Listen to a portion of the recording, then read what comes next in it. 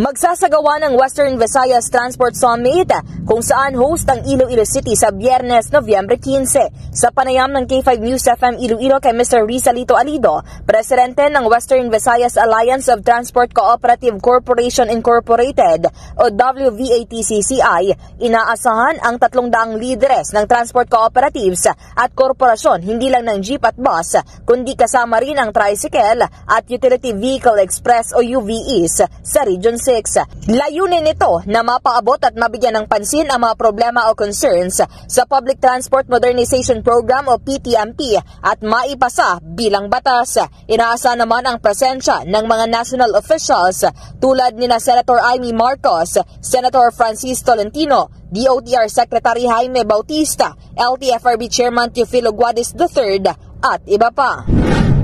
Kasabay nito, magsasagawa rin ng pagprotesta ang mga transport organization sa lungsod ng Iloilo. Para sa K5 Network News, mula sa Iloilo City, ito si K5, Kim Montaño Caluyo para sa Kampiyon na Balita, Serbisyo Publiko at Kasiyahan sa Iloilo, K5 News FM.